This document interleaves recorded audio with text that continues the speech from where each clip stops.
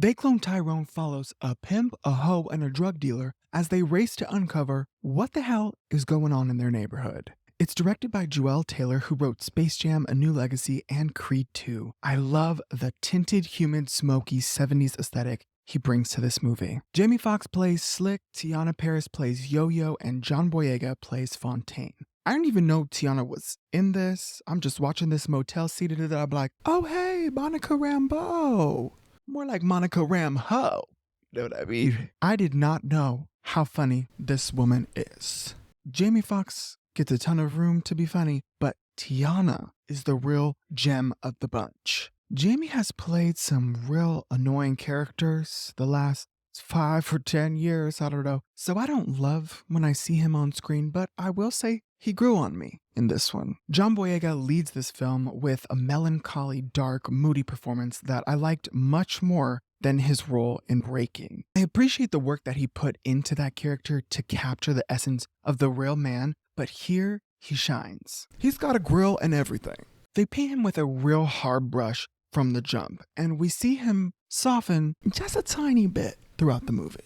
The chemistry between these three is fantastic, and I love how they play off each other. I would have liked to see John Boyega's character Fontaine ease up a little bit more, because there's a ton of back and forth between Slick and Yo-Yo, but I understand why they wrote his character as serious as he is. The cinematography by Ken Sang, known for Deadpool and Project X, captures the atmosphere of this film beautifully. I love the lens flare and the tracking camera movement whenever Fontaine wakes up. That's what stands out to me, as well as the overall color temperature of the film. There were some scenes that were a little too dark for my taste, like the trap scene and the lab, but honestly, that's the only problem I had with it. And I'm sure if I watched it in a completely dark room, I wouldn't have had a problem. But there were a couple of times where I was like this.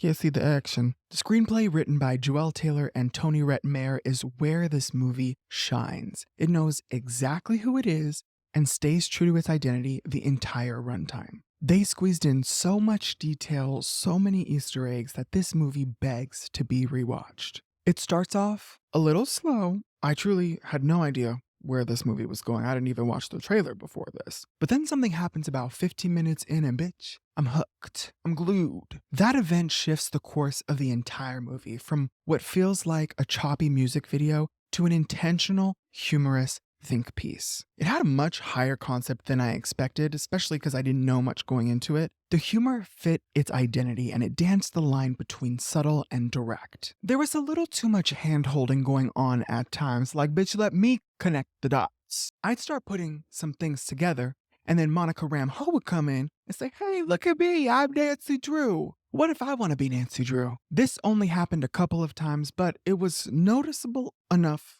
to bother me. This film explores a lot of themes, with its main one being truth. Humans are naturally attracted to the truth. There are those that can stay ignorant and live in their imaginary world, and there are others like me that have a need for the truth, no matter how pretty or ugly that may be. That's what I appreciated about Yo-Yo. She never gave up, even when it seemed like there was no way out. The plot moves quickly, sometimes a little too fast, but overall, I didn't mind the pacing. I also appreciated the specific voice it was written in, as well as the dashes of nerd mixed in throughout. There's quite a bit to chew and gnaw on. You never get bored. The foreshadowing kept me intrigued, wondering how one thing may apply to the next.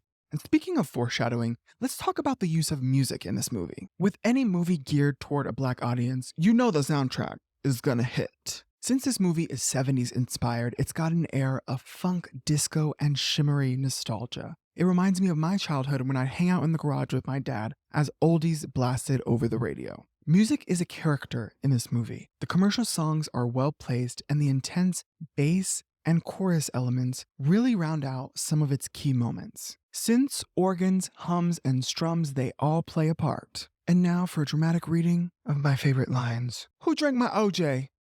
Citrus? Nancy Drew. How many adventures this bitch been on? Is that you, Yo-Yo? Why are you wearing that trench coat? Over there looking like Carmen Sandiego. One of my favorite moments is near the end when a man interrupts a news anchor reporting on scene with a whole rant that reminds me of the old YouTube viral clips of the past. It made me laugh so hard. No small roles, bitch. Not sure if you noticed, but there's no one here named Tyrone. The whole time I'm thinking, who the fuck is Tyrone?